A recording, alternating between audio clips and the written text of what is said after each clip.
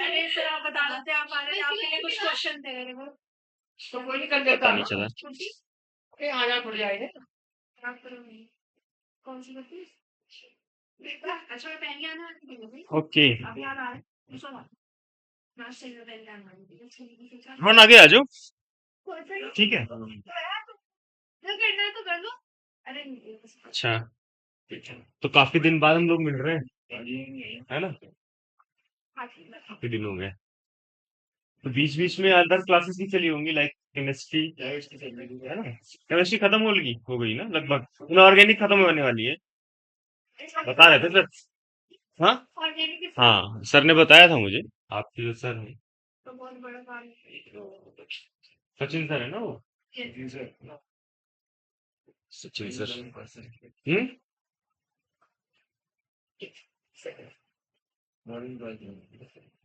तो आ जाओ, सोएब।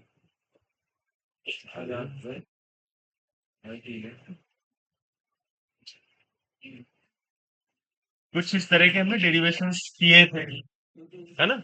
फिर स्मॉल एम, इसके बाद एक था आपका,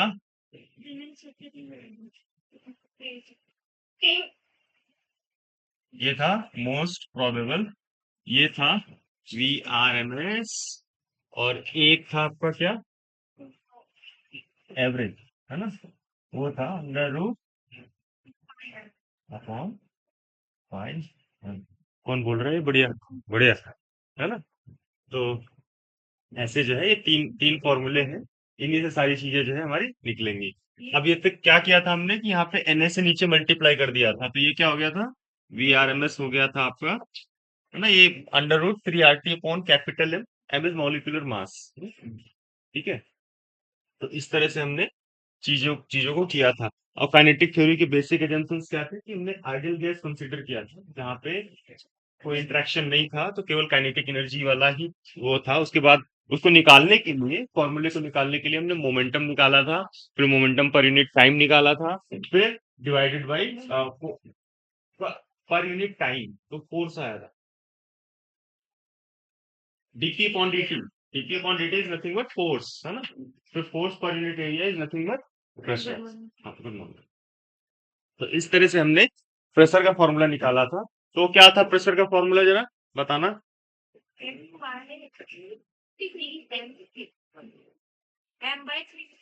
और ये सो द फॉर्मूला वाज, क्या था, p इक्वल्स टू 1/3, है ना? m n v r, है ना?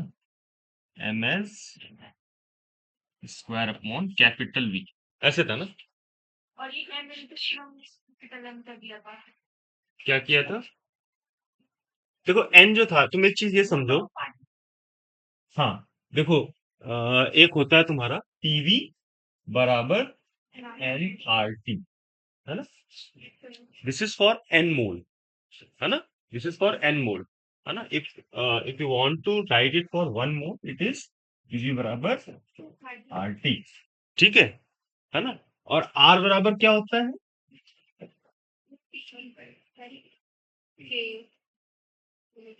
Avogadro number times Boltzmann constant, है ना? तो ये जो तुम्हारा, जैसे मान लो आप एक एटम के लिए लिख रहे हो, तो ये फॉर्मूला सीधे चेंज हो जाएगा, पीवी बराबर केटी के, एक एटम के लिए। यहाँ पे एक मोल के लिए डिफाइन किया गया है, तो दैट वुड बी, क्या हो जाएगा, पीवी बराबर आर टी, ठीक है ना? और एक उसमें जो है, जैसे क्या होता है ना कि एक मोल गैस में कितने होते हैं, 6.023 इंटू 10⁻23 मॉलिक्यूल्स। मतलब गैस को मेजर करने का ये तरीका है।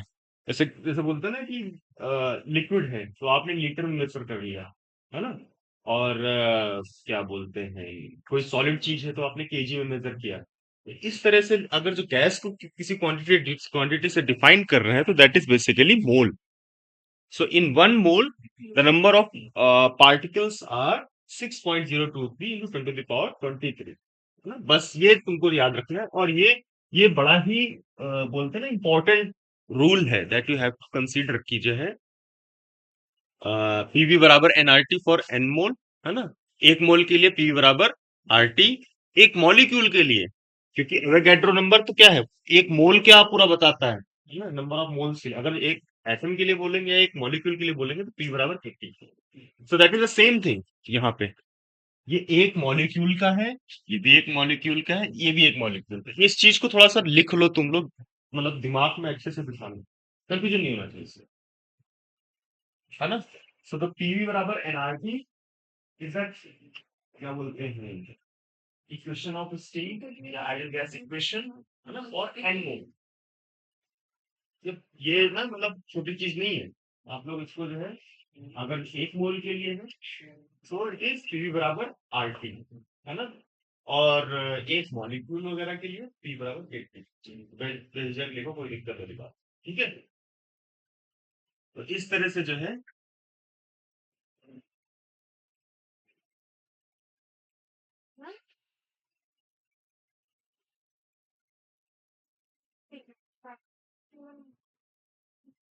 एन मॉलिक्यूल से पी बराबर एन आर टी, एक एक मोल के लिए पी बराबर आर टी, ठीक है ना सर? एक एटम या मॉलिक्यूल के लिए पी बराबर एक, तो ये थोड़ा सा, और वो जो ऊपर फॉर्मूला लिखा है वो क्या है, पी बराबर V V R M S equals to under 3 k T by m, that is for one molecule. So always remember this, ये इंपॉर्टेंट, कभी भी आपको दिक्कत नहीं आएगी फॉर्मूले समझने में, ये मोल और इसमें जो है समस्या आती है, ठीक है? तो उसको याद रख के जो है,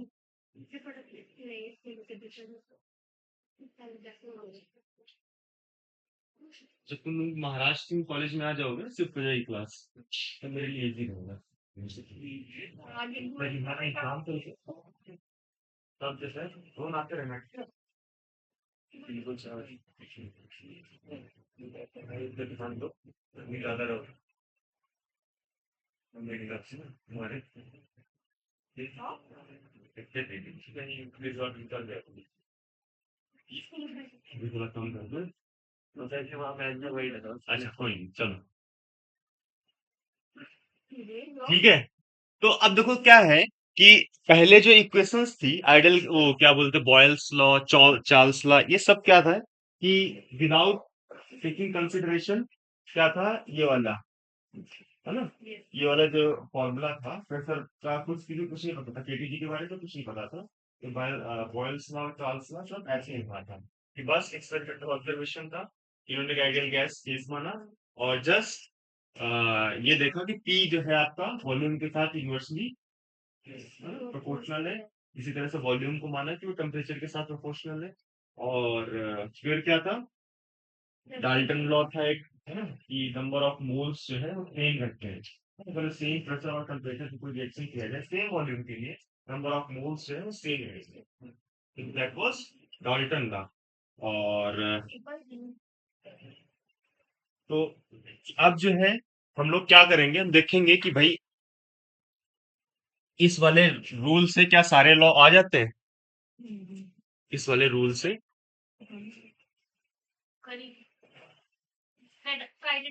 हाँ, kinetic energy we have derived, तो काइनेटिक एनर्जी का क्या था उसमें, है ना, वो क्या था, ऐसा कुछ था, kinetic energy is nothing but half m V R M S. देखो, एक होता है रूट मीन स्क्वायर, है ना, और एक होता है मोस्ट प्रोबेबल, ठीक है? तो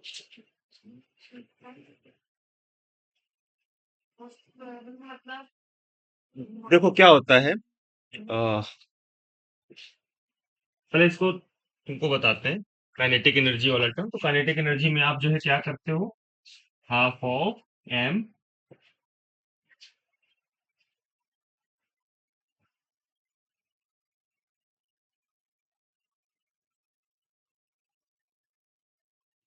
है ना, एक मॉलिक्यूल के लिए है सारा सब कुछ यहाँ पे, केटी लिख दिया मैंने, ठीक है ना? तो काइनेटिक एनर्जी क्या हो जाएगी,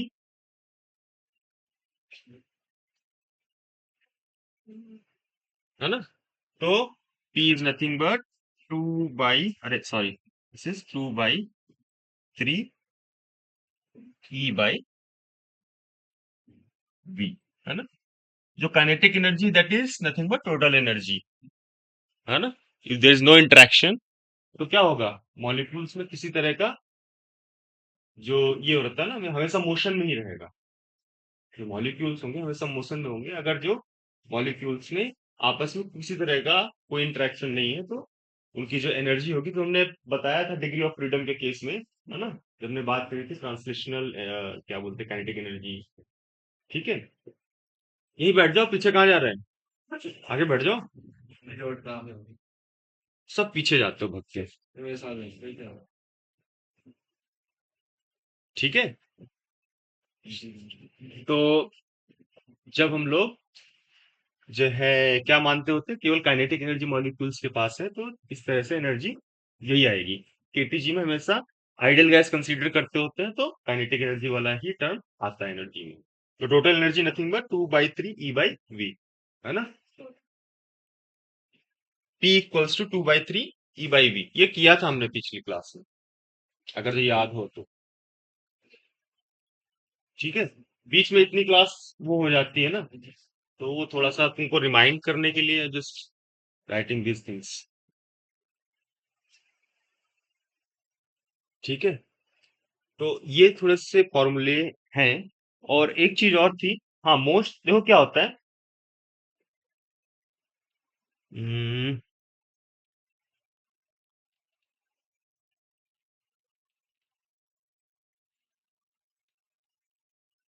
एक वेलोसिटी डिस्ट्रीब्यूशन होता है ना? पहले उसको देखते हैं। मैंने एक तुमको बताया था मोस्ट प्रोबेबल स्पीड, तो क्या था, √2 kT/m है। तो उसका क्या होता है, देखो, जो, क्योंकि नंबर ऑफ पार्टिकल्स क्या है, बहुत ज्यादा है। किसी भी कंटेनर में अगर जो बात करें, हमने किसी गैस को रखा हुआ है, तो उसमें क्या है, नंबर ऑफ गैस मॉलिक्यूल्स बहुत ज्यादा है।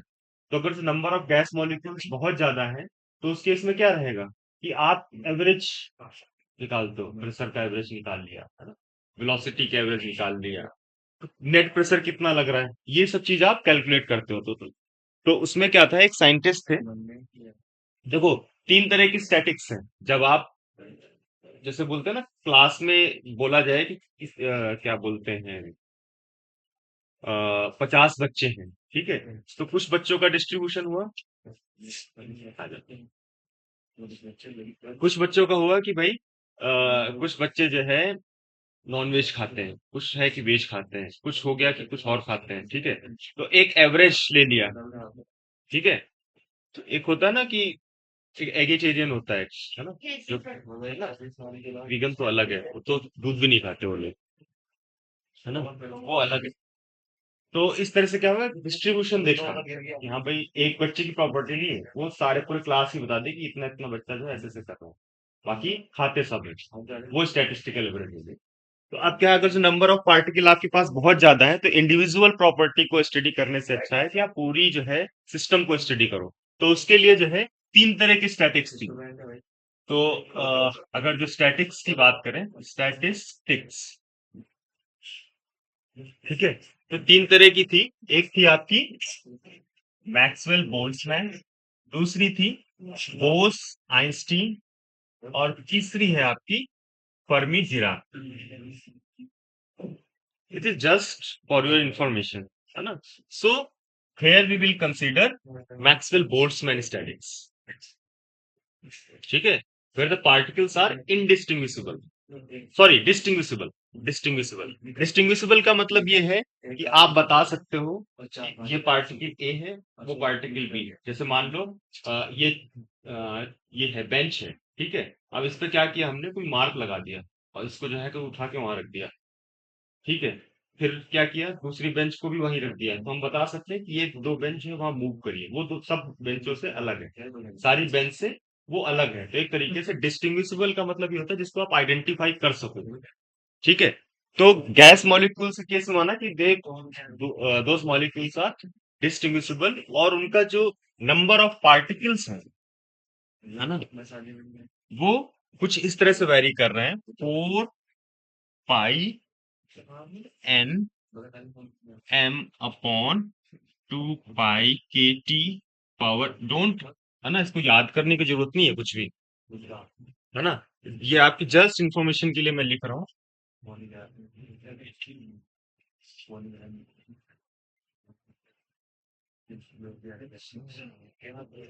ठीक है, सो दिस इज डीवी। अब अगर जो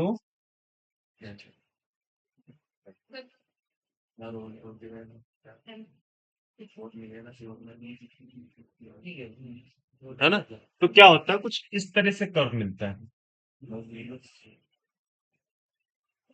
अलग अलग टेम्परेचर पे ना। मान लो ये जो है आपका T1 है और ये हो गया T2, ठीक है। तो अब क्या है कि इस पॉइंट पे जो मोस्ट प्रोबेबल वेलोसिटी होती है वो ये पॉइंट होती है, ठीक है। मतलब क्या है कि इस वेलोसिटी से पर पार्टिकल जो है, दिस इज द थ्रेशोल्ड, इसके नीचे ही जो है पार्टिकल की वेलोसिटी होगी, ठीक है। तो उसको जो है, इसको क्या करते होते हैं, जैसे किसी चीज का आप मिनिमम मैक्सिमम निकालते हो तो क्या करते हो, तो उसको डिफरेंशिएट करते हो, तो इसको जो है डिफरेंशिएट जब करेंगे, है ना, विद रिस्पेक्ट टू वी, तो ये जो है हमें देता है अंडर रूट के टी अपॉन, है ना। So this is most probable velocity. अब देखो क्या होता है, जैसे कि जैसे तुम्हारा जो है पार्टिकल है, गैस पार्टिकल, तो आपस में कोलाइड करता है ना। तो एक पार्टिकल या कोलाइड जो है, इसको लिख लो, नहीं कोई जरूरत नहीं इसकी इतना ज्यादा, बस देख लिया आपने, है ना, वो मैंने केवल बता दिया था, इसको लिखने की जरूरत नहीं। जैसे एक पार्टिकल है, ठीक है, उसने क्या किया, ऐसे कोलिजन किया, ठीक है, दूसरे पार्टिकल से, ठीक है, फिर ऐसे किया, फिर ऐसे किया, फिर ऐसे किया, फिर ऐसे किया, ठीक। ये एक तरीके से कोलिजन होता जा रहा है, ये दूसरा कोलिजन, तीसरा, चौथा, पांचवा, छठा। तो ये क्या है, कोलिजन्स है, बट इसमें जो पाथ है वो डिफरेंट है। अगर ये देखें, इसकी लेंथ कुछ अलग है, इसकी लेंथ कुछ अलग है, इसकी लेंथ कुछ अलग है ना, ये लेंथ अलग है, ये लेंथ अलग है, जिग जैग मोशन जो होता है। तो अब जो है, जैसे ये कोलिजन होता है, तो इसमें क्या होता है, ये एक पाथ ट्रेवल कर रहा है, तो इसको बोलते हैं फ्री पाथ, है ना। अब क्या है कि ये नंबर ऑफ कोलिजन्स बहुत ज्यादा है, तो हम क्या करेंगे, तो इसको क्या करेंगे, मीन बोलते हैं, तो मीन फ्री पाथ बोलते हैं। सो अगर यहाँ पे देखो तो लेमडा मीन, ये हो गया आपका लेमडा 1, लेमडा 2, लेमडा 3, लेमडा 4, और ये हो गया आपका लेमडा 5। तो कितना हो गया, lambda 1 to lambda 2 dot dot dot lambda 5 तो ये एवरेज आपको एक तरीके से यही हम स्टडी करना चाह रहे हैं, है ना, एवरेज मीन फ्री पाथ, है ना। देखो क्या होता है, हाँ आ जाओ, नमस्ते नमस्ते। जब हम लोग ये देखेंगे ना,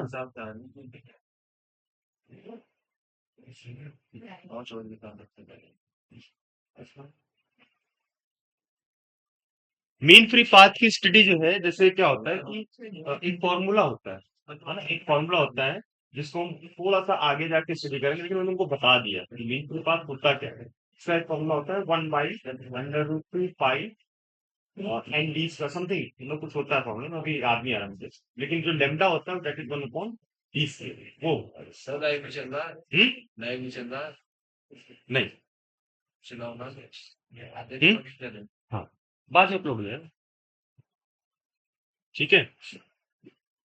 और दूसरा क्या है कि इस कोलिजन में एक टाइम लगेगा, कोलिजन से पहले, कोलिजन से पहले, है ना।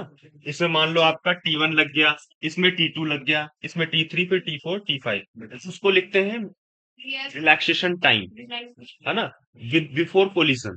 तो that is nothing but tau is T1 T5 upon 5 ना। तो ये जो है आपका रिलैक्सेशन टाइम है, the time which before collision, ना कितना टाइम लगा कोलिजन में, दैट इज रिलैक्सेशन। ये दो चीजें हैं जो आप थोड़ा याद रखोगे, बाकी क्या, ये सही है ना? तो इस तरह से ये भी चीजें पता चल सकती है हमें। ठीक है, देखो हर जगह से खुद खुद ना कुछ खुद ही निकाल रहे तुम लोग, है ना?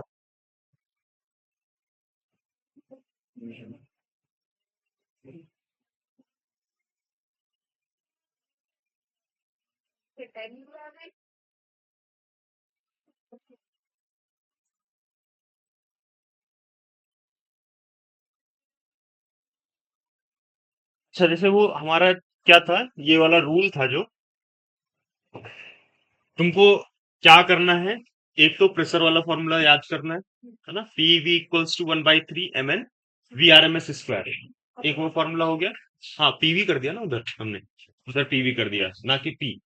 ठीक है, तो first formula was P equals to 1/3 mn V R M S sir ये स्क्वायर अपॉन वी। ये जो नंबर ऑफ पार्टिकल्स है और ये जो वॉल्यूम है, ये सब नंबर डेंसिटी हाँ, you can mn by v is nothing but rho, n by हाँ हाँ है ना? mn by v is nothing but rho, है ना? तो इसको ऐसे भी लिख सकते हैं 1/3 rho e r m s।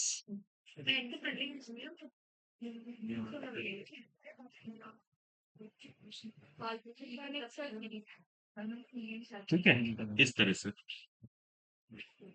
अब इसमें क्या है ना, जैसे आप कोई ये निकाल रहे है ना, कोई डेंसिटी इतनी थी इतनी हो गई, इस तरह की प्रॉब्लम आएंगी, है ना? रो पहले रो थी फिर 3 रो हो गई, है ना? तो वेलोसिटी में कितना चेंज आया, ये खुद सोचो कि मतलब इस तरह की प्रॉब्लम हल्की हल्की प्रॉब्लम बन सकती है। ठीक है, तो अब इससे क्या है कि अगर जो हम बॉयल्स लॉ देखें, ठीक है, तो क्या होता है, क्या कहता है बॉयल्स लॉ कि if at constant temperature, so at constant temperature what will be constant in that term? नहीं, n तो ये तो सब कांस्टेंट है ना? तो एक काम करते हैं, p बराबर pv लिख देते हैं इधर 1/3 mn vrms at constant temperature. तो ये क्या हो जाएगा, ये सारा कांस्टेंट होगा because vrms is proportional to root T, है ना? तो ये क्या हो जाएगा, PV is equals to constant, है ना? तो P1 V1 equals to V2 V2।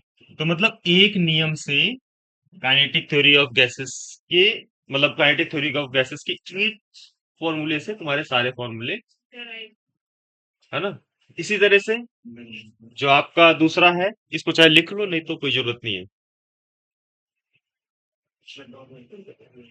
Charles law, Charles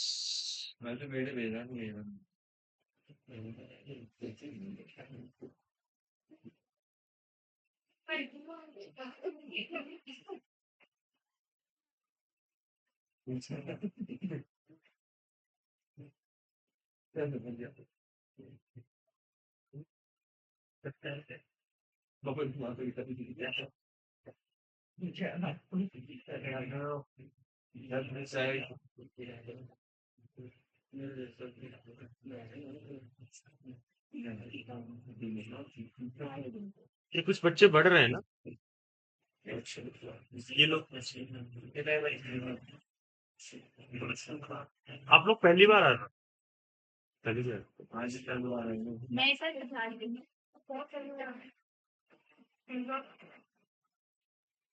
ठीक है, तो इसको हो गया, बढ़ो आगे, अरे जल्दी करो।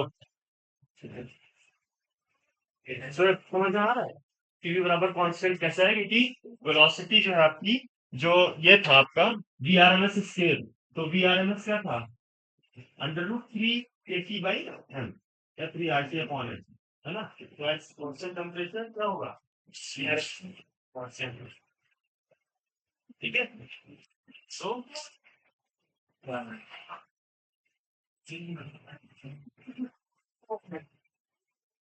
ये केमिस्ट्री में पढ़ा होगा तुम लोगों ने।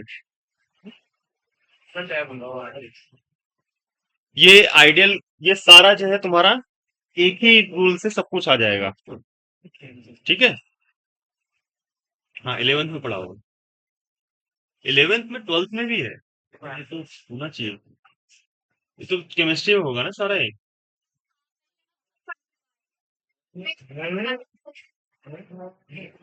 चलो आगे देखो।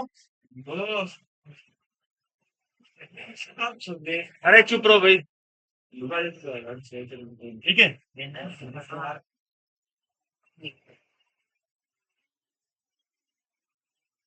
चार्ल्स, ठीक है। चार्ल्स लॉ में क्या होता है?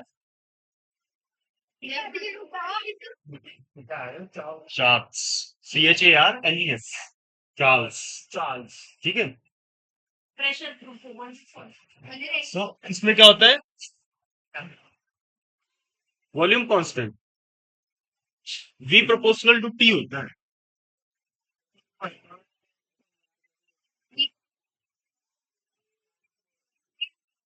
एट कांस्टेंट, अरे भाई देखो, एट कांस्टेंट प्रेशर वॉल्यूम वाला भी होता है। वो भी है ना? उसको वो भी है, ठीक कर रहे हो तुम, वो भी है। एट कांस्टेंट वॉल्यूम भी प्रेशर जो है आपका प्रोपोर्शनल होता है टेम्परेचर के। यहाँ पे एट कांस्टेंट, हाँ, इसको प्रेशर लॉ भी बोलते हैं, वो चार्ल्स में ना।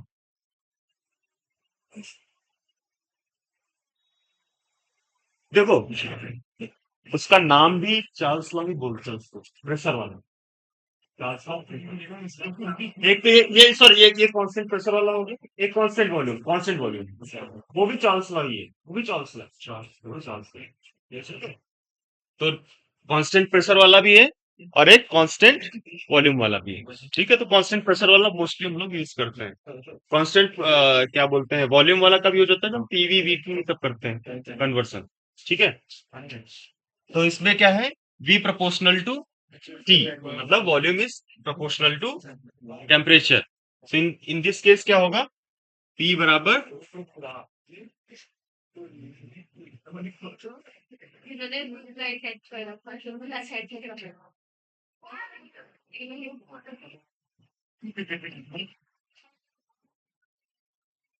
तो देखो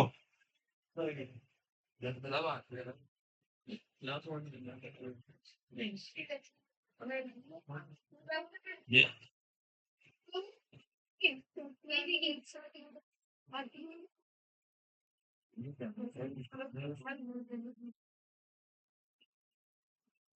ये क्या है पूरा टर्म, ये पूरा टर्म कांस्टेंट कांस्टेंट है ना? तो बस ये हो गया VRMS square upon V equals to constant. ये कितना हो गया, T प्रोपोर्शनल टू, है, वो मोमेंटम है। वो पी मोमेंटम है। सर है वो, है ये P equal to 1 by T M H. ये प्रेशर था। टर्म कांस्टेंट है। वो फिर फार्मूला नहीं नहीं, वो स्मॉल p था। ठीक है सर, चलो हम मानना के तो है यूपी देश में करा था, मतलब बताओ ऐसे कैसे चलेगा भाई। ठीक है।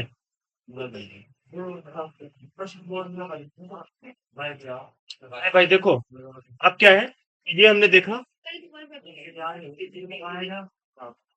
दूसरा अब क्या है, एवोगैड्रो लॉ।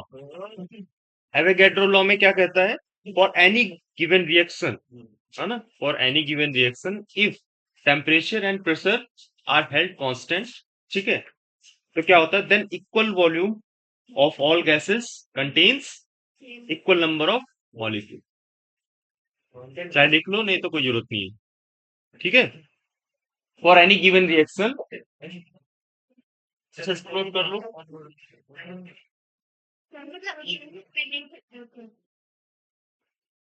ये कहता बाद में बात करने के लिए बात करनी है।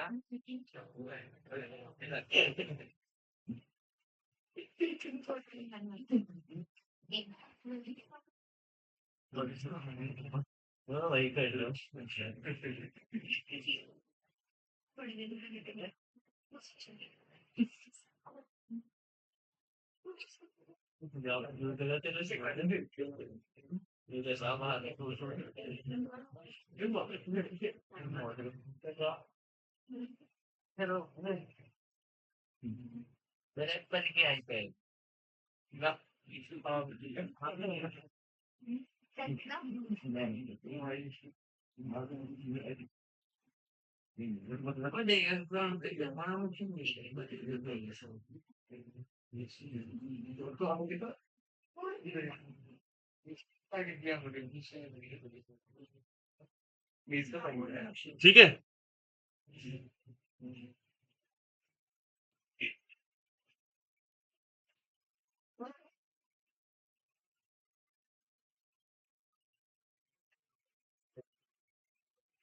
चलो, तो एवोगैड्रो लॉ होता है फॉर एनी गिवन रिएक्शन, है ना, फॉर एनी, लिख लिया है ना, for any given reaction at constant temperature and pressure, for any given reaction at constant temperature and pressure, ये पता था कि नहीं पता था एवोगैड्रो लॉ, है ना। तो just right it again and एक प्रॉब्लम करेंगे एवोगैड्रो लॉ पे ही, है ना, ठीक है। तो उससे जो है थोड़ा सा, for any given reaction at constant temperature and pressure,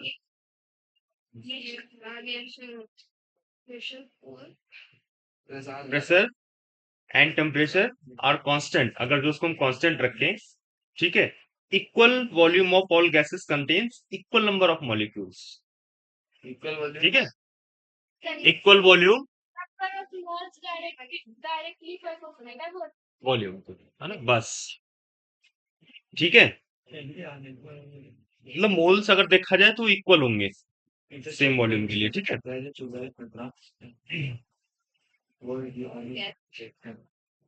तो इस वाले फॉर्मूले में देखो, इस वाले में इसको अगर इधर ले आए, है ना, तो this is PV equals to 1/3 M N V R M S.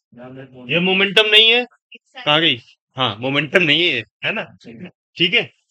तो अगर ये आ जाए, ठीक है, और फर्स्ट, अब ये क्या है, प्रेशर, प्रेशर सेम था और वॉल्यूम सेम माना हमने, ठीक है। अब इसी तरह से दूसरे उसमें क्या हो जाएगा, एम एन टू, ठीक है, V two R M S plus, दूसरी गैस में अगर दोनों गैस सेम प्रेशर, है ना, वॉल्यूम और टेम्परेचर पे है ना, तो उसके लिए ये, अब क्या है देखो, दोनों की केस में इन दोनों को हम इक्वल रख सकते हैं, M N one V one R M S का square equals to M N two V two R M S का स्क्वायर, ठीक है। तो अब देखो काइनेटिक एनर्जी क्या होगी दोनों की, तो हाफ ऑफ,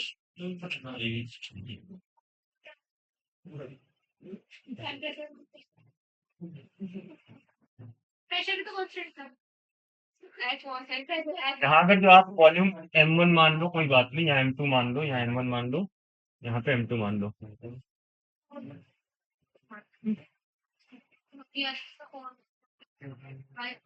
ठीक है। तो ये क्या होगा, सेम ही रहेगा टेम्परेचर पे ना, समझ गए, इक्वल टेम्परेचर पे दोनों की काइनेटिक एनर्जी क्या होगी, दोनों सिलेंडर में जो गैस भरी हुई है इसकी काइनेटिक एनर्जी सेम होगी। तो यहां से तुमको क्या पता चल रहा है, N1 बराबर वॉल्यूम कांस्टेंट था पहले ही, है ना, कांस्टेंट, ये हमने दोनों दोनों गैसेस के लिए एक्सप्रेशन लिखा है ना, constant pressure and constant volume, और टेम्परेचर भी पहले क्या बोला हमने, at constant pressure and temperature if the volume equal volume having equal number of molecules, ये हमने स्टेटमेंट दिया था। तो दोनों केस में हमने वॉल्यूम इक्वल मान लिया, प्रेशर भी कांस्टेंट माना था, तो अब पीवी बराबर, दोनों पीवी थे तो हमने इक्वल रखा। फिर हमने बोला कि काइनेटिक एनर्जी क्या होगी, दोनों में सेम होगी क्योंकि इक्वल टेम्परेचर पे रखे हैं, है ना। तो वहां से हमने ये N1 बराबर N2 किया। अब एक एक प्रॉब्लम है देखो,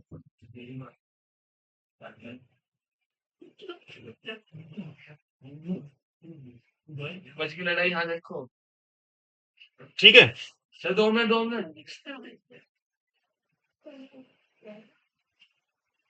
यार तो बहुत परेशान करता है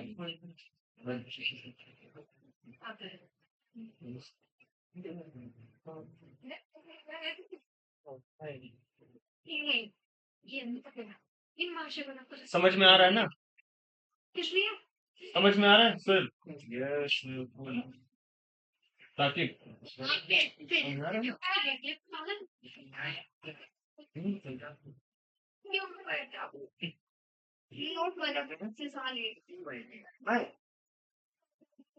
अभी आईडी तो आया था परसों। परसों रात मैं बोल रहा हूँ संडे का ठीक है। अरे भाई पूछ रहा है संडे की बस था। ठीक है। सो मिटा दूं। एक प्रॉब्लम है टू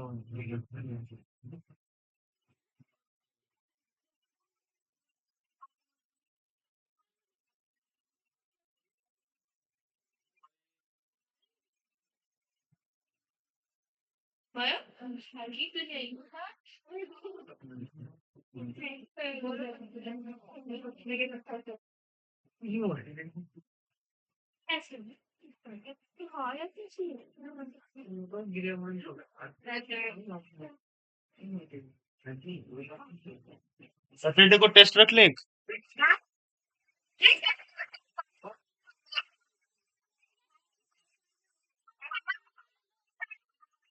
मंडे फिर नहीं आऊंगा मैं।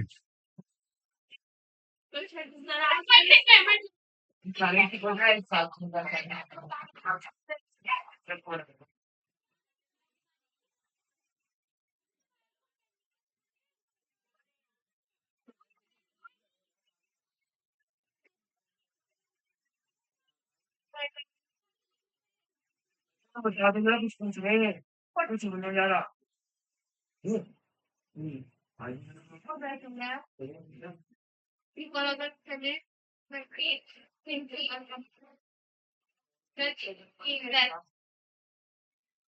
इन द वेसल्स ना।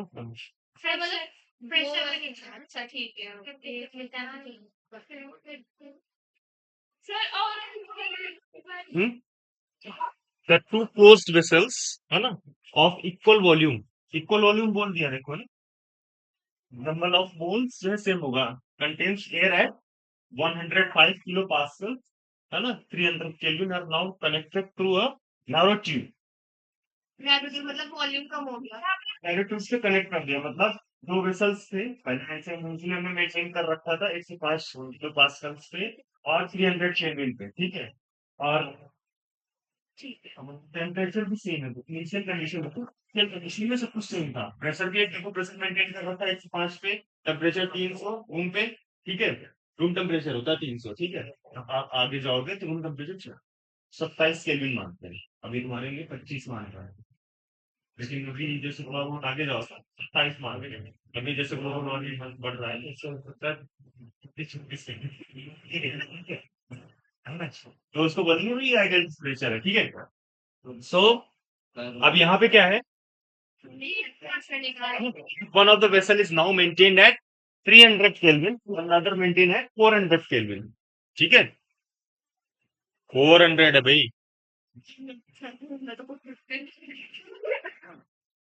ठीक है, एक को जो है 300 केल्विन पे रखा है, दूसरे को 400 केल्विन पे रखा है। What will be the pressure in the vessels? मतलब हमने ट्यूब से कनेक्ट किया, ठीक है। इनिशियली हमने क्या किया था कि दोनों को अलग अलग हमने 5 किलो मेंटेन कर रखा, फिर क्या किया, एक ट्यूब से कनेक्ट कर दिया। जब ट्यूब से कनेक्ट कर दिया तो हमसे पानी में प्रेशर पूछ रहा कितना आएगा, ठीक है।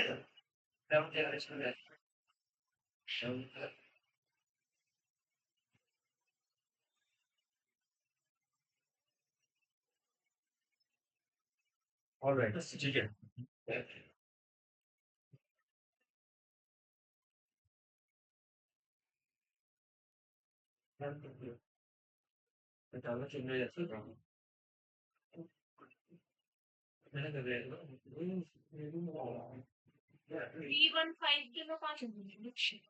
कैसे निकाला? सर हाँ या ना बोलिए। नहीं, ठीक है। तो इनिशियली देखो तुम्हारे पास क्या होगा,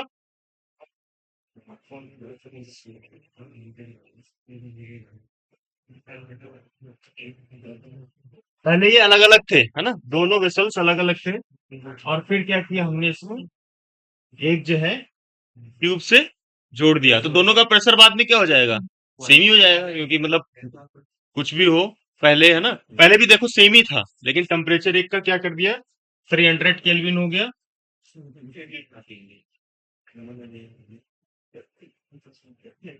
और दूसरे का हो गया 400। कितना, कैसे निकाला?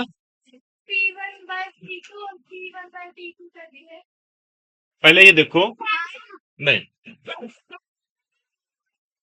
हाँ, आंसर है 120 किलो पास्कल,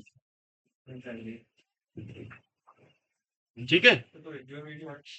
तो इनिशियल कंडीशन में क्या होगा, जब आप पे इस पे जो है N1 मोल्स थे और इस पे N2 थे, है ना, दोनों किसके बराबर थे, दोनों में नंबर ऑफ मोल्स कितने होंगे, N N, है ना। तो N1 प्लस N2 कितना हो जाएगा,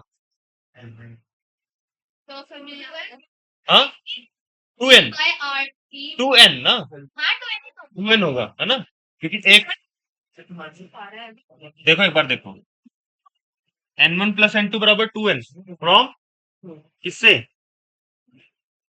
एवोगैड्रो लॉ से हमें ये पता चला कि दोनों में N मोल रहेंगे। देखो भाई, है ना, पहले क्या बोला कि सेम प्रेशर पे, है ना, क्या किया गया, इक्वल वॉल्यूम कंटेन्स एयर, है ना, जिसका प्रेशर उतना था, टेम्परेचर उतना था, ठीक है। तो जब इक्वल वॉल्यूम था तो क्या होगा, मोल्स क्या होंगे, इक्वल होंगे, यही तुमने देखा था उसमें एवोगैड्रो लॉ में। तो सबसे पहले हमने क्या किया, N1 प्लस N2 बराबर 2N, है ना। अगर टोटल मोल्स देखें तो कितना हो जाएगा, 2N। और फिर पहली इक्वेशन क्या होगी इनिशियल कंडीशन में, T0 V0 बराबर NR T0, ये था जब इंडिविजुअल थे।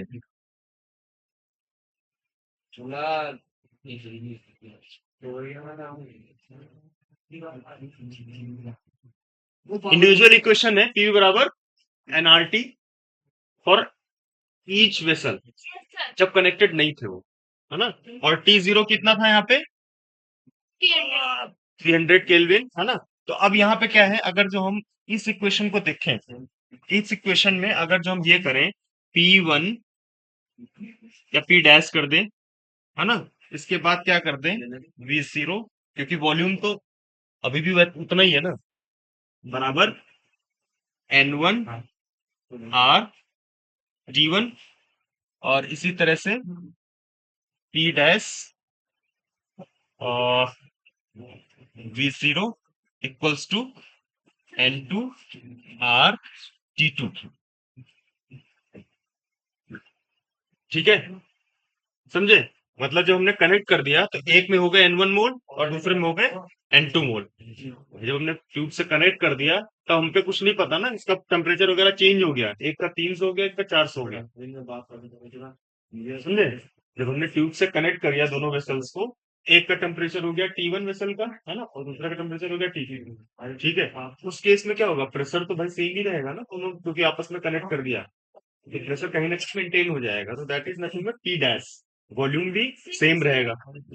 तो P dash V0 equals to N1 R T1 for this, और इसके बाद P dash V0 N2 R T2,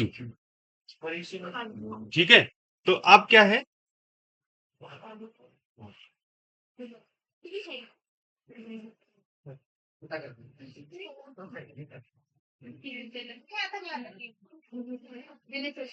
दिख रहा है, ठीक है,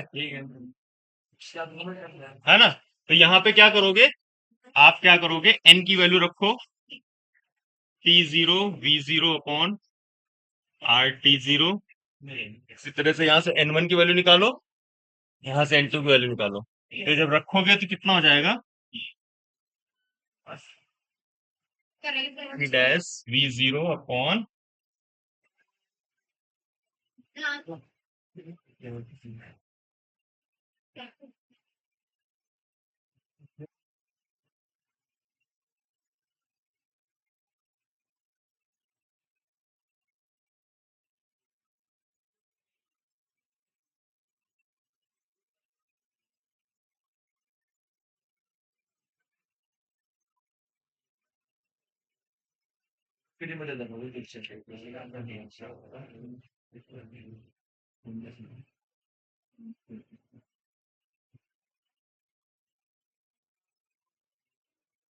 सर आर भी कर आर भी कैंसिल निकालना है क्या हमें, कौन सा, P डैश, है ना, P डैश निकालना है, बता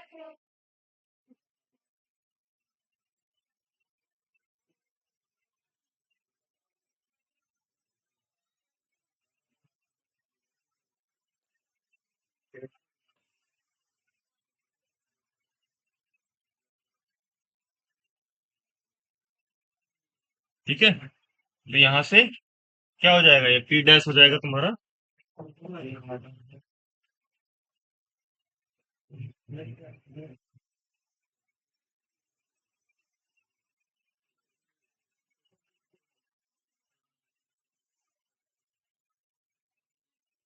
है कि नहीं, है, कैसे नहीं समझ में आया अभी? कौन सी लाइन नहीं समझ में आई, देखो हमने क्या किया था, इनिशियल क्या था, पहले से दोनों वेसल्स को हमने कुछ वॉल्यूम था, इक्वल वॉल्यूम, ठीक है, equal volume at 105 kilo pascal 300 kelvin, मतलब बहुत सिंपल, इस इस टेम्परेचर और प्रेशर पे दो वेसल थे, ठीक है, जो इंडिविजुअल अलग अलग रखे हुए हैं। फिर क्या किया हमने, इसको आपस में एक ट्यूब के थ्रू कनेक्ट कर दिया, एक वेसल का टेम्परेचर हो गया 300 और इसका हो गया 400। तो पहले केस में क्या होगा, कितना रहा, है ना। तो अब पहले केस में क्या होगा कि जब आपने इंडिविजुअली अलग अलग रखे थे दोनों वेसल्स, तो क्या होगा कि भाई उनके जो मोल्स होंगे दोनों में सेम होंगे, तो नेट मोल कितना आ जाएगा, N1 plus N2, that is nothing but equals to, अगर जो आप क्या मानो उसको, N मान लो, क्योंकि दोनों में N ही रहेगा, N मान लो, N1 मान लो, तो N1 प्लस N2 कितना आ जाएगा, 2N, ठीक। फिर क्या किया हमने, जब पहले केस में क्या होगा, P बराबर NRT दोनों में लगेगा, P0 अपॉन RT0, तीनों चीजें constant, small n is nothing but equal to P0 upon RT0। फिर क्या किया, जब हमने वेसल को एक दूसरे से कनेक्ट किया, तो एट टेम्परेचर T1, है ना, एट टेम्परेचर T1 क्या होगा, उसका प्रेशर हो गया T dash V0 equals to N1 R T1, है ना। फिर इसी तरह से T डैश V0 N2, आपने कनेक्ट कर दिया वेसल से, किससे कनेक्ट किया, दोनों वेसल में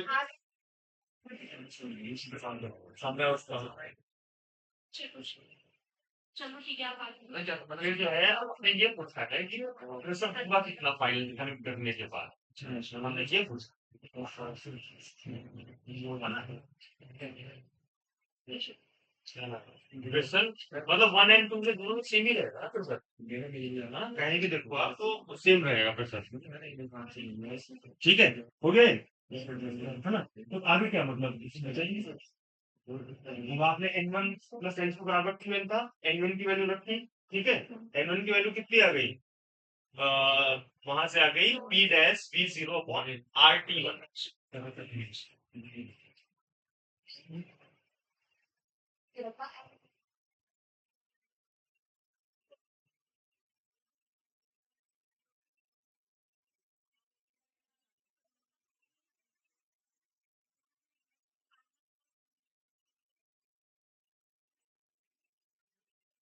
ठीक है, हमने जो है मोल्स वाले इक्वेशन रखे हैं जैसे, ठीक है, n1 बराबर क्या हो गया?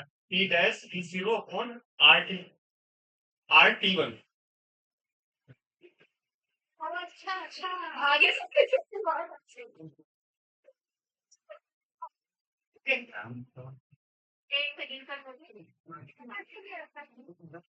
समझे?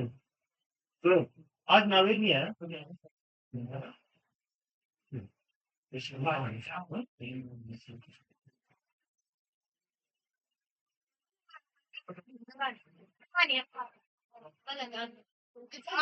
हो गया। मान लो में सीधी प्रॉब्लम आ गई, ये एक टेम्परेचर पे रखा है, इस पे रखा है, तो फाइनल प्रेशर कितना होगा? ये फॉर्मूला याद कर दें, है ना? तीनों को अगर जो हमने जैसे क्या होता है ना, कभी कभी ऐसे पूछ लिया सीधे कि एक का टेम्परेचर इतना हो गया, दूसरे का टेम्परेचर इतना है, प्रेशर इनिशियली इतना था, टेम्परेचर इतना था, तो सीधे आप फाइनल प्रेशर निकाल सकते हो, आप कर लेंगे। ठीक है, तो ये सब चीजें क्या होती हैं कि इंस्टेंटली आप जो है चीजों को सॉल्व कर लेते हो, ये टाइम को जो है समझो, जिससे वो सेटल कर लिया, तो एक तरीके का डेरिवेशन है ये, देखा जाए, है ना? ठीक है, ओके, दूसरा क्वेश्चन देखते हैं।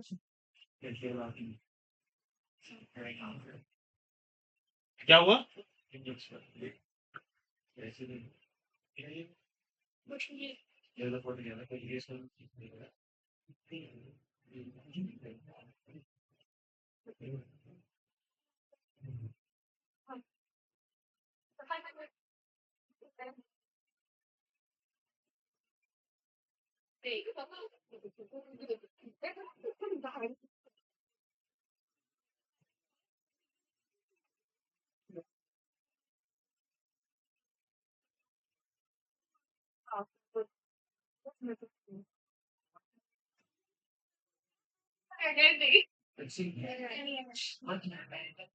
हाँ जी, वो लाइक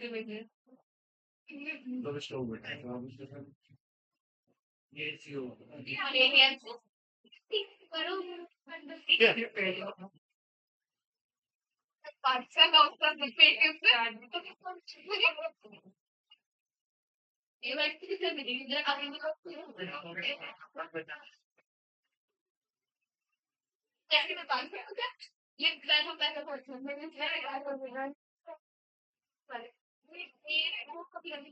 समझ में आ गया सबको? यहाँ समझ में आ गया ना? अब एक प्रॉब्लम और करते हैं।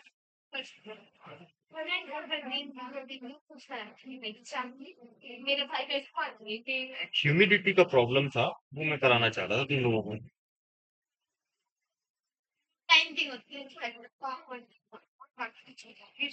कहाँ किया है वो प्रॉब्लम?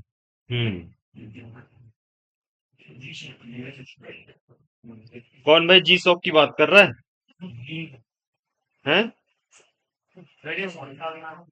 जी शॉप की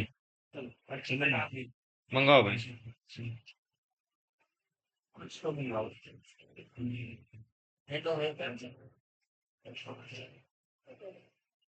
ठीक है, अच्छा ह्यूमिडिटी का मतलब क्या होता है?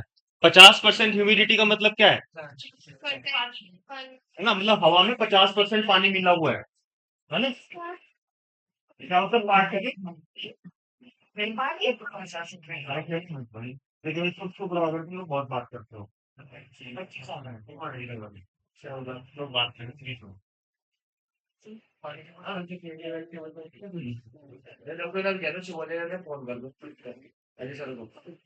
ठीक है। अजय सैनी सर। चलो बढ़िया। नेक्स्ट प्रॉब्लम लिखो।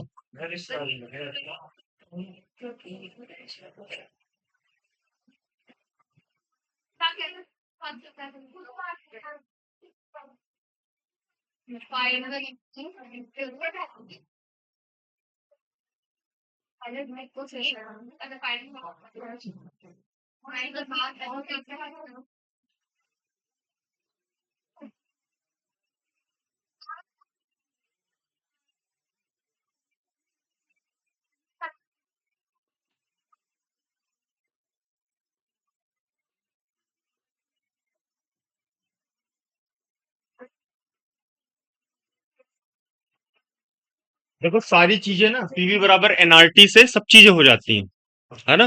मोस्टली चीजें जो है पीवी बराबर एनआरटी से आप लोग सॉल्व कर सकते हो।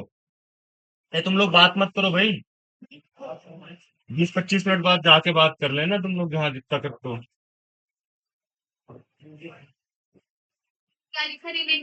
ह्यूमिडिटी।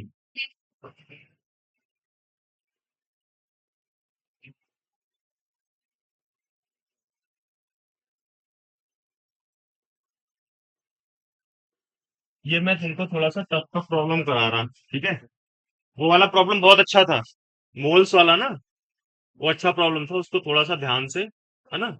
वो एवोगैड्रो नंबर पे सोचने वाली बात है कि कैसी प्रॉब्लम बनेगी, किस तरह से प्रॉब्लम डिजाइन हो सकती है और उससे कठिन नहीं बनेगी, ठीक है। तो उस फॉर्मूले को ना तुम लोग रट लेना, जो फाइनल फॉर्मूला था ना उसी को रट लो। Relative, relative.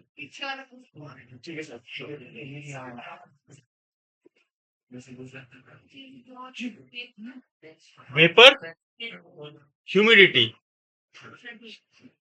Humidity vapour density, मतलब आप ये देख सकते हो कि कितना वाटर जो है उसमें एयर में मिला हुआ है।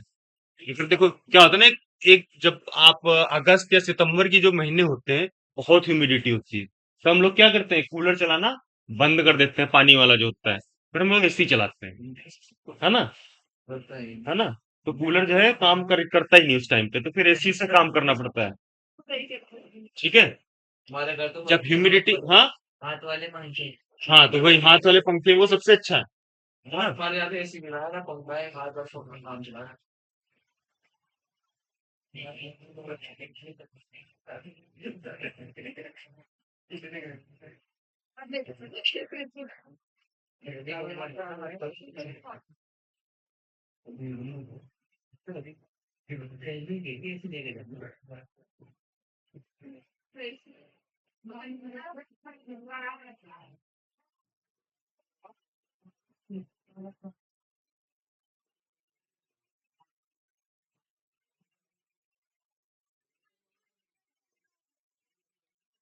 एक सेकंड। इसमें क्या बोला है, find the mass of water vapour, ठीक है। मतलब जो वाटर वेपर है, जो एयर में मिला हुआ है वाटर, उसका हमें क्या फाइंड करना है, मास। ये कितना मास है, अगर जिस टाइम की देखा जाए, है ना। तो इस कमरे में कितनी वाटर वेपर है ना। जैसे क्या होता है ना कि जैसे कोहरा होता है, सेचुरेशन सेचुरेट हो गया।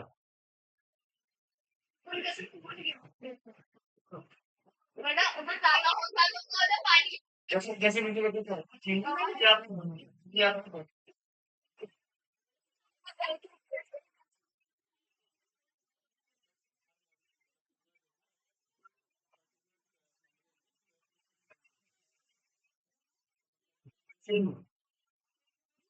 क्या वाइस तो ये वाइस नहीं रहा है।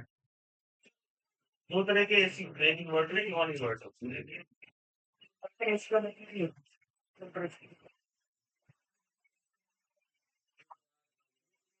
चलिए बहुत ज़्यादा पावर कंज्यूम कर रहा है। ठीक है? तो वो क्या करता है रूम टेम्परेचर को लेके 22 तक या इसको लाने की कोशिश करता है। एक बार अगर जो 22 से आ गया तो ऐसा हो जाता है मंच, है ना? टेम्परेचर वगैरह बंद हो गई, अगर रखा होता है तो थोड़ा स्पीड हो जाता है। एक तरीके से ये होता है कि डीएक्टिवेटेड रहता है।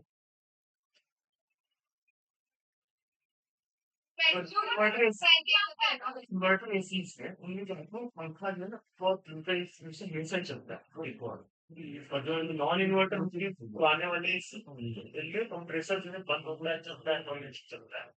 तो उसमें क्या होता है कि मैंने 22 डिग्री सेल्सियस टेम्परेचर सेट कर दिया है इन्वर्टर तो क्या होता है कि वो 22 पे मेंटेन करता है इजीली बहुत तेजी से कूलिंग करता है ना। तो क्या होता है जैसे कि कुछ टाइम बाद जो है वो अपने आप ही टेम्परेचर कम हो जाता है पावर सिग्नल की कंज्यूम जो है कंडेंसर कम हो जाता है और मेंटेन करता है तो एक चीजें सेचुरेट हो जाता है।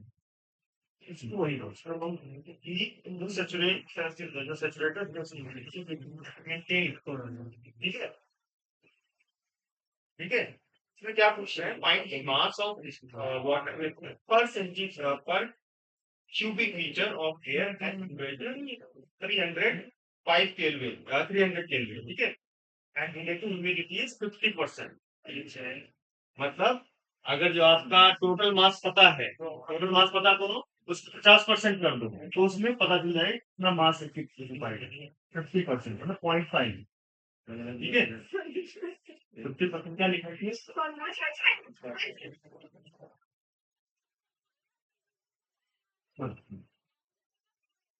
कैपिटल कर दो वहां से स्मॉल निकाल दो फिर इससे 50 ले दो समझिए ऐसे होगा ठीक है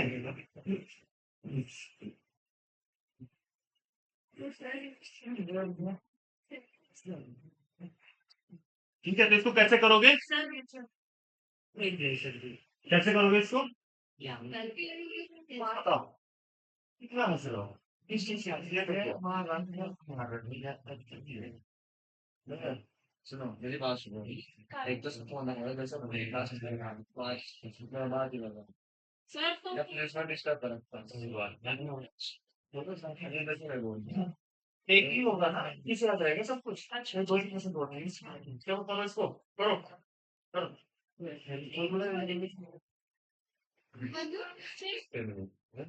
find the mass of water vapour meter मतलब क्या करना है मास वाटर वेपर का इतना उसमें जो है स्वाद घुसा बराबर ठीक है टी बराबर एन आर टी लगाओ टीवी बराबर एन आर टी की एन कैपिटल नहीं होता है स्मॉल होता है एन बराबर क्या होता है मास अपॉन मैं वो तो मान मास अपॉन और स्मॉल एन और कैपिटल है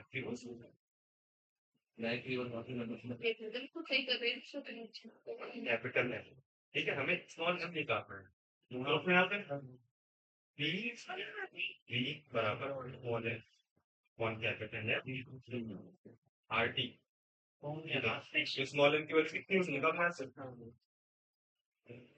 निकाल निकालो जल्दी निकालो हाँ इतने छोटे टाइम में निकालना मास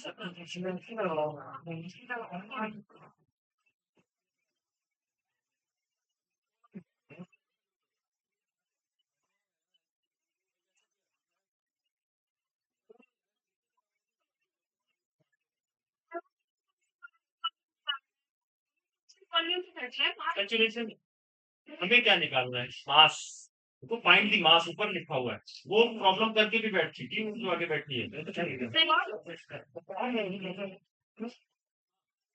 ठीक है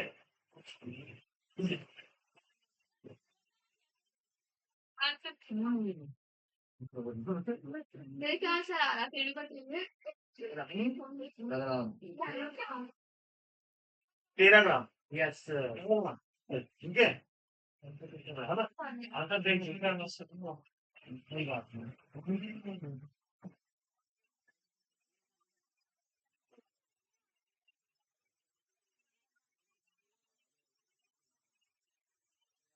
पागल दिया है तो ये समझ बहुत गलती कर दो नहीं एक ही दबा के दो बंदा कह रहा है कि मैं तक खवा रखना ठीक है हो गया है नहीं हो जाएगा डायमंड की जगह वो 5 ये तो भाई अगर ये बैठ गए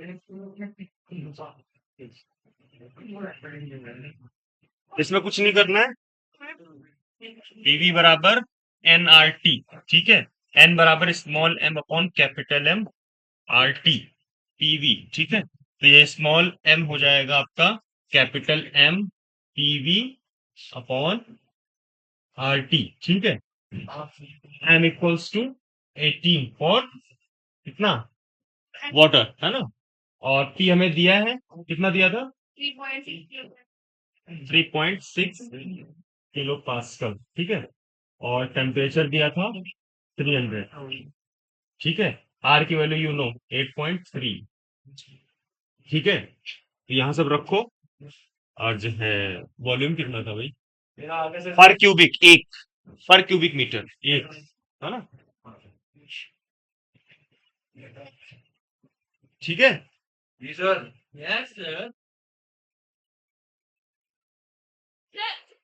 दिमाग का 0.26 आया इसका 50% निकाल गवर्नमेंट कराना हाँ आना ही है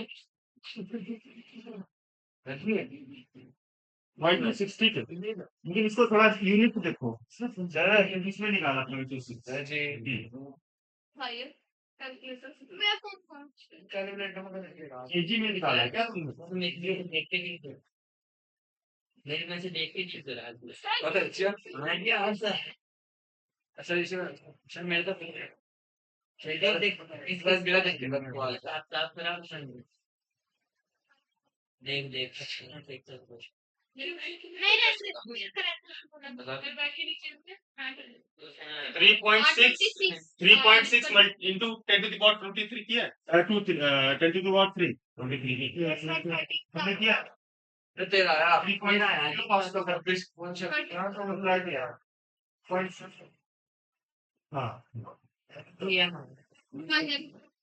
होगा ऐसे क्या होता है pascal is nothing but pascal is nothing but one Newton पर मीटर स्क्वायर लांच हो 13 का गया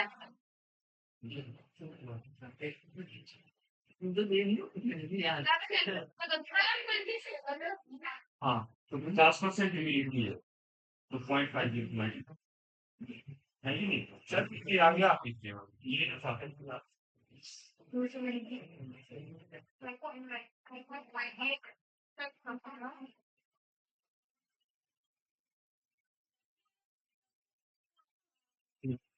फिर आधा ही घंटा हो गया हाँ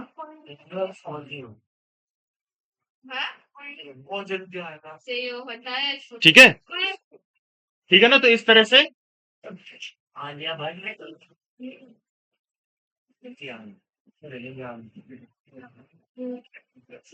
एक ये होता है, और क्यों आया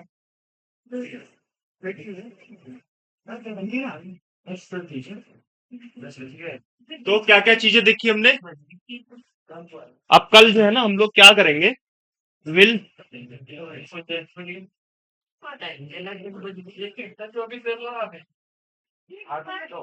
अच्छा एक एक एक चीज और देख लेते हैं, है ना। एक थोड़ा सा पढ़ लेते हैं, Graham's law of diffusion. Diffusion क्या होता है पहले ये बताओ, क्या डिफ्यूजन।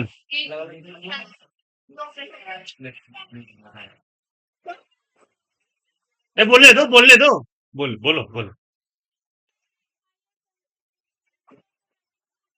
ठीक है।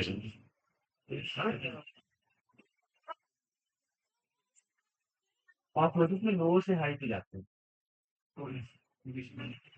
बताते हैं कि गुजर हर जगह होती है मतलब मेमोरी नहीं कुछ भी चलेगा तभी कोई बात नहीं मेमोरी लगा दी बनवा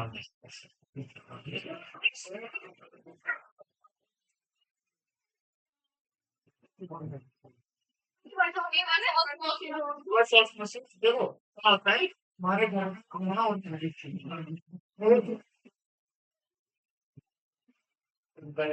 मतलब जो है रिवर्स ऑस्मोसिस में क्या होता है?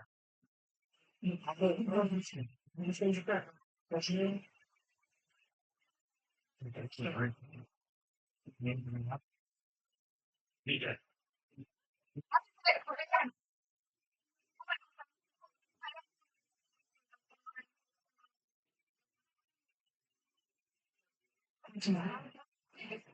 देखो इफ देखो एक नियम लिखो, इफ टू गैसेस आर नहीं Graham's law,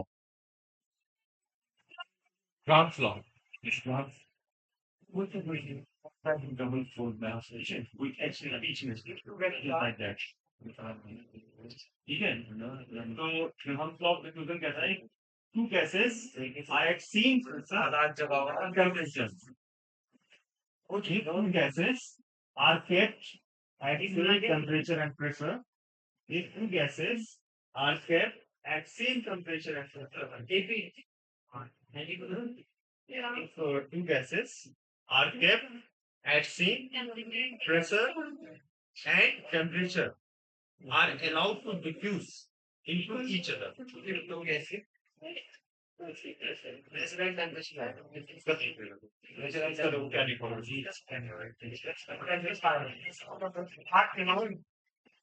Are allowed to diffuse into each other. Into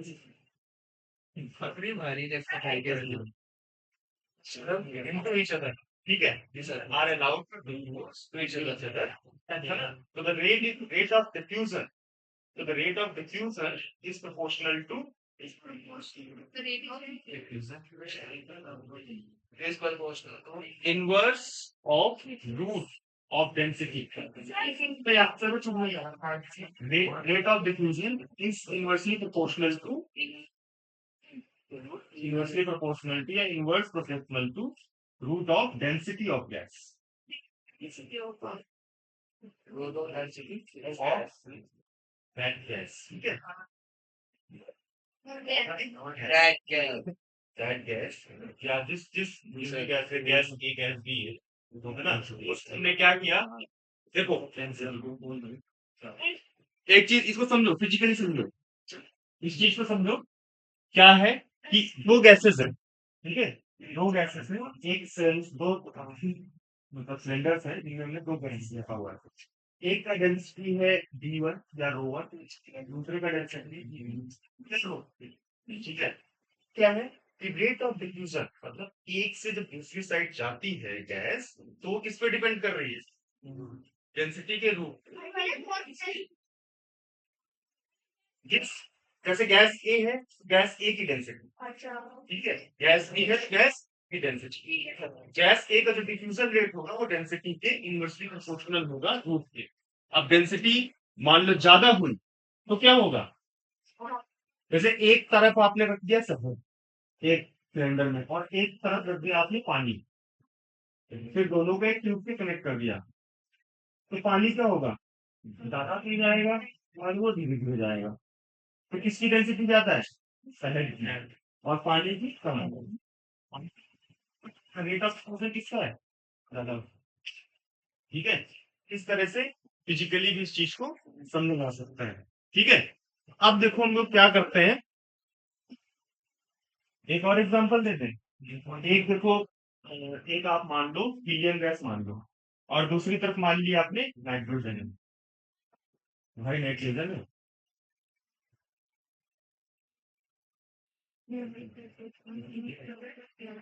ठीक है, ठीक है, तो इस तरह से जब भी आप दो वेसल्स को कनेक्ट करते हो at same temperature and pressure, कोई भी रिएक्शन होती है,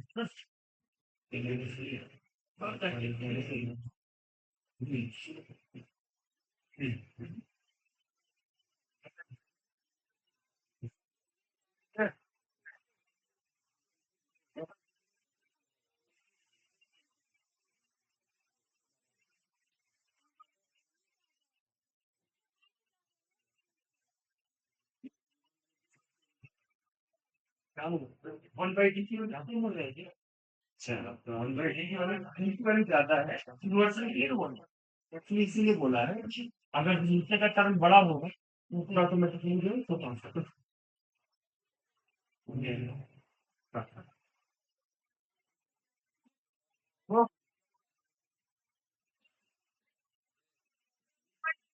ठीक है, तो लोग चीज समझ गए, हम लोग कल मिलते हैं, ठीक है।